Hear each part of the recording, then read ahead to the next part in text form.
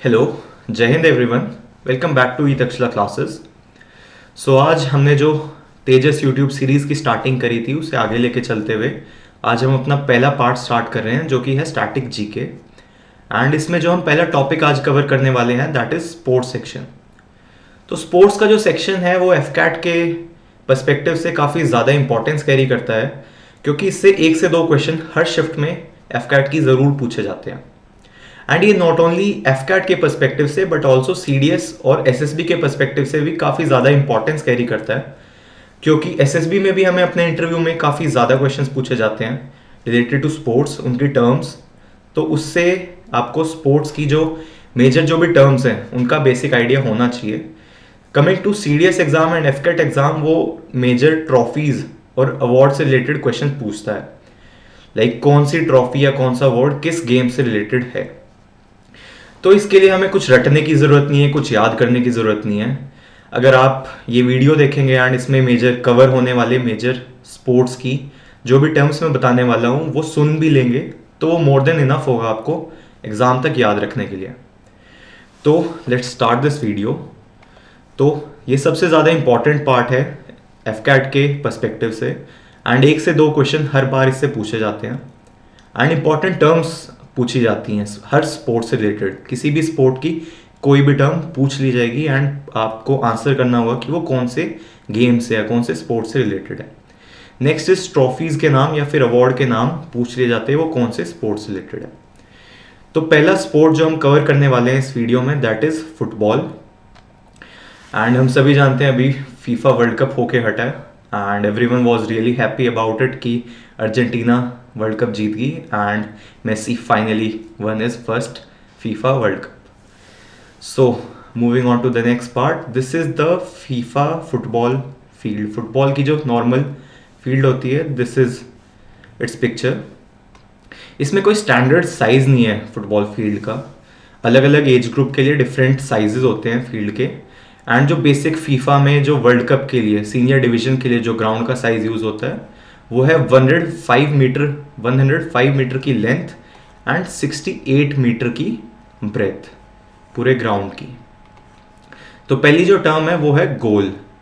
गोल, अगर कोई भी टीम बॉल को पोजीशन में लेके जाते हुए एंड दूसरी टीम की गोल पोस्ट जो कि इस पार्ट में प्लेस्ड होएगी मेटल बार्स की बनी होती है एंड उसके पीछे नेट लगा होता है, उसके अंदर अगर बॉल को पहुंचा देती है तो that is called a goal.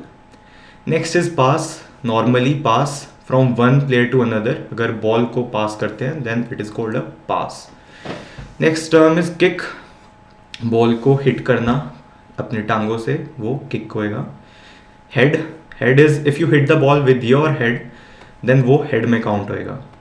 Next जो इंपॉर्टेंट टर्म है काफ़ी फुटबॉल से related that is penalty kick.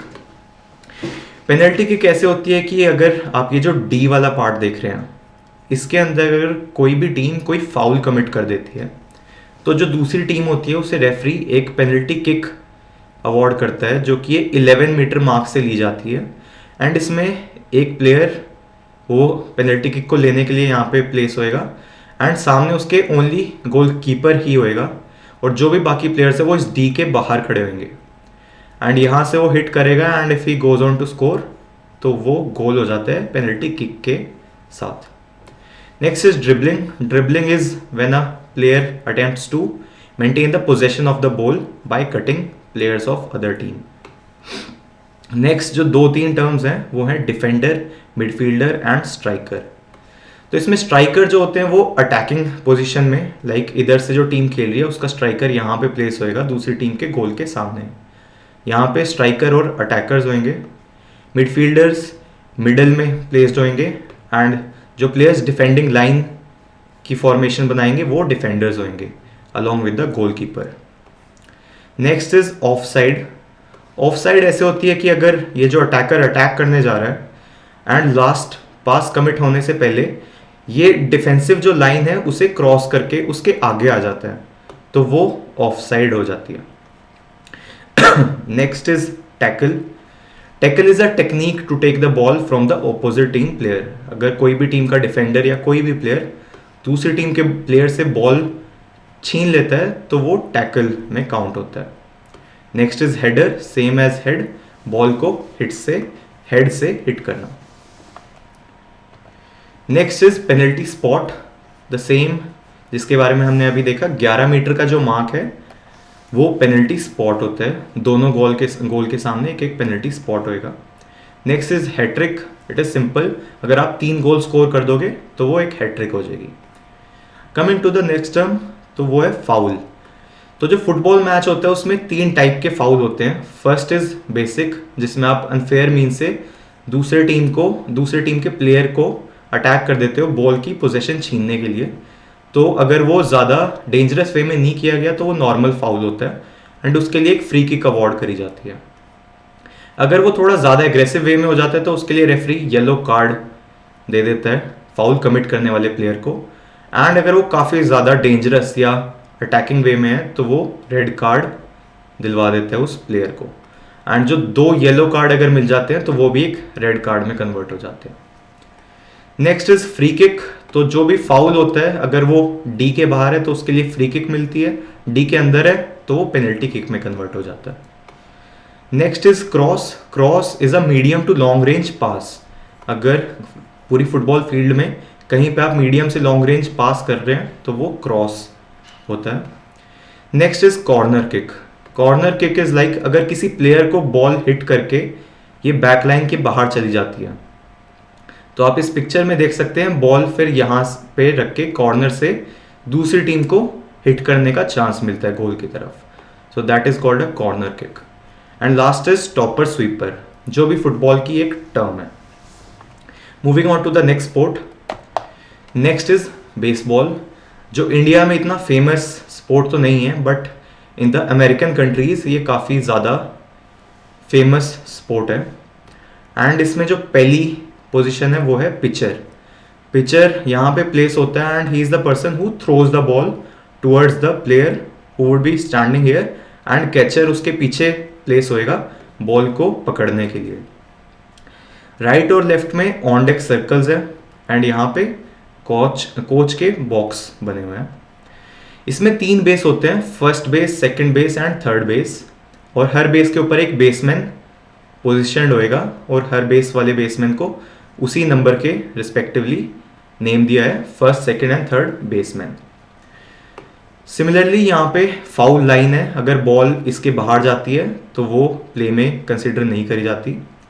Next there is a short stop, अगर जो हिटर है वो बॉल को स्लोली हिट करके या आराम से हिट करके भागने का ट्राई करता है तो उसके लिए शॉर्ट स्टॉपर यहाँ पे प्लेस्ड होता है। And there is left fielder and right fielder. और अगर ये जो पूरी लाइन दिख रही है आपको, ये ग्रास लाइन है, अगर बॉल इसके बाहर चली जाती है या स्टेडियम में चली जाती है तो वो एक होम रन हो जाता है।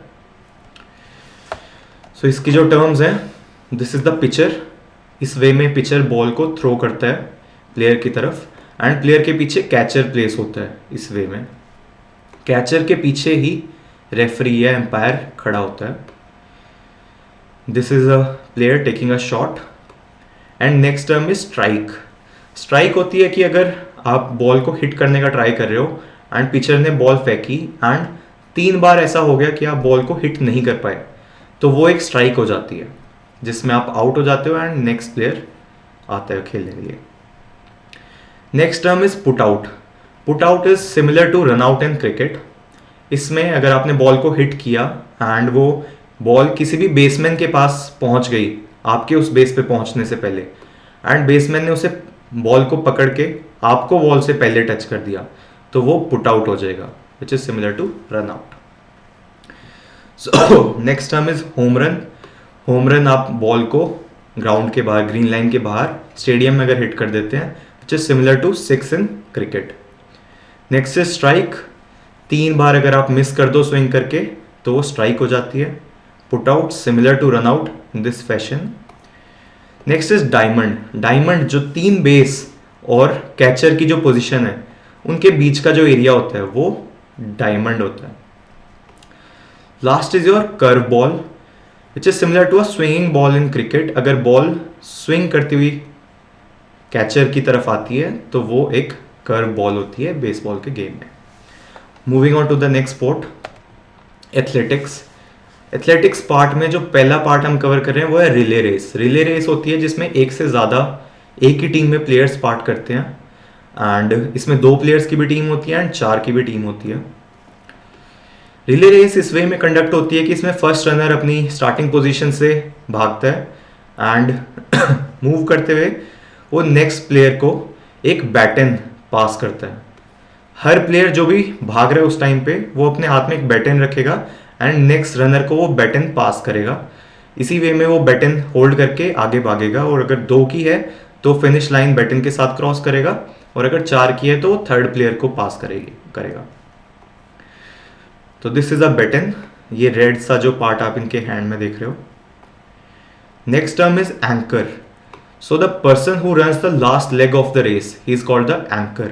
अगर 2 बंदों की रेस है तो जो सेकंड पर्सन उस रेस को भाग रहा है वो एंकर होएगा।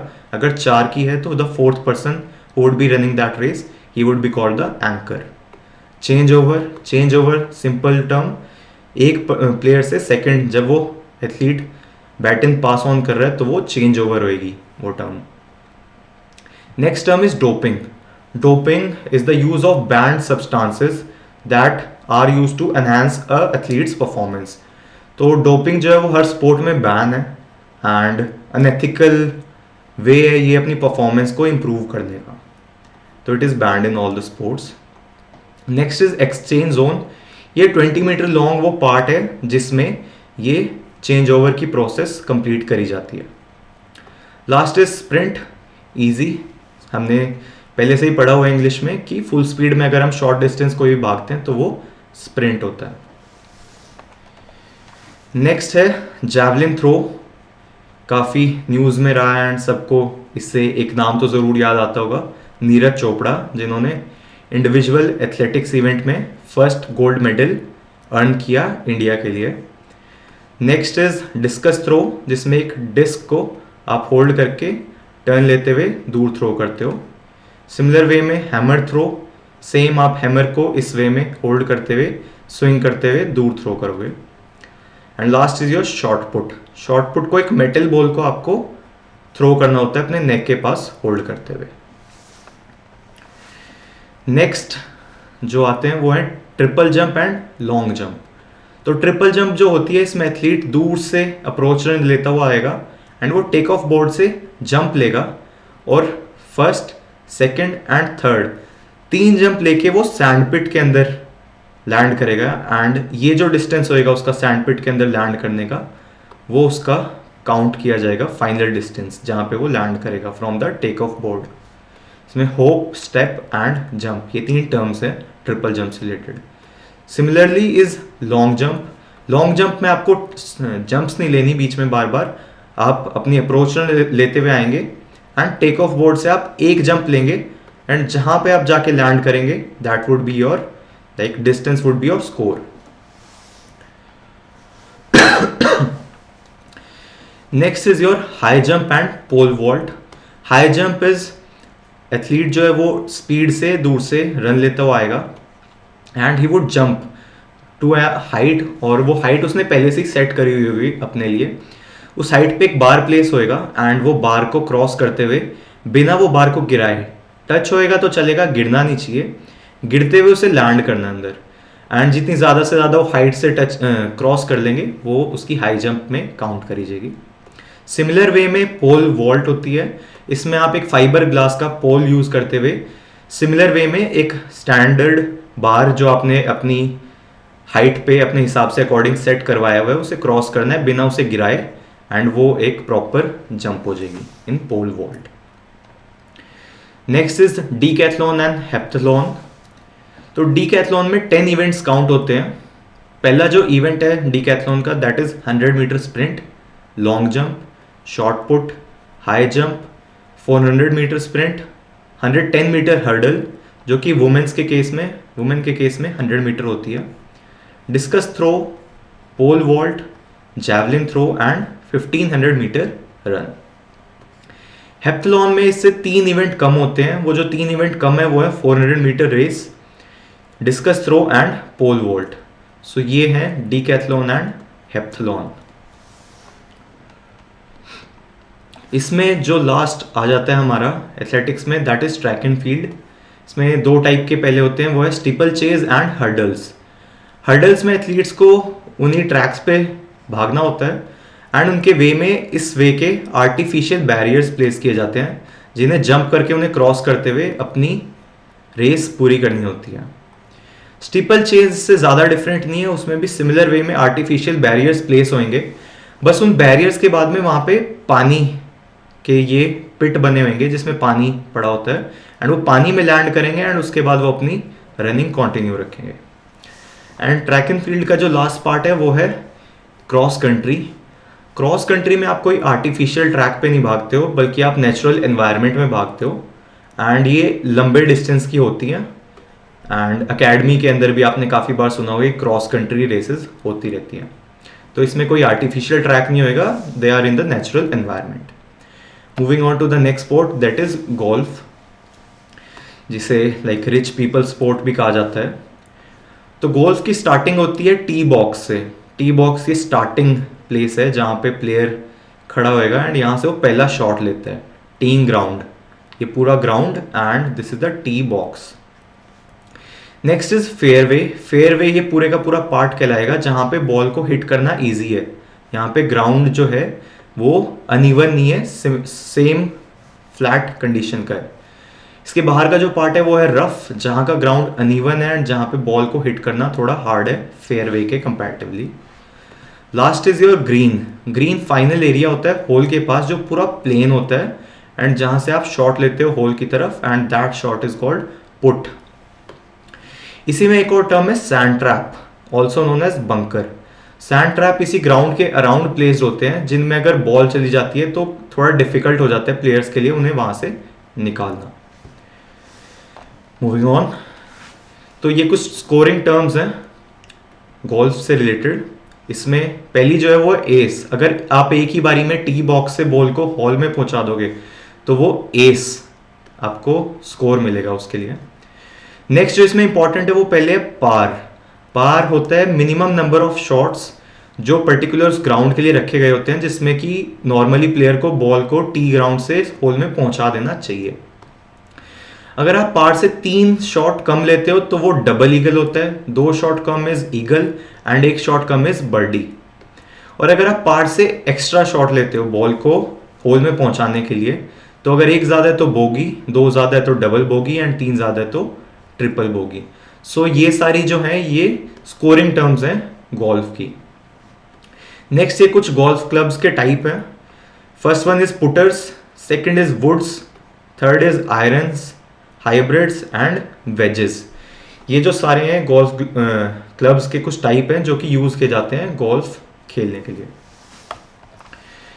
Next is put. पुट जैसा कि मैंने बताया था ग्रीन एरिया में जब आप पहुंच जाते हैं, जो ग्रीन एरिया है, जब आप यहाँ पे पहुंच के एंड यहाँ से आप शॉट ले रहे हो बॉल को होल में डालने के लिए, तो वो शॉट को पुट में काउंट किया जाएगा।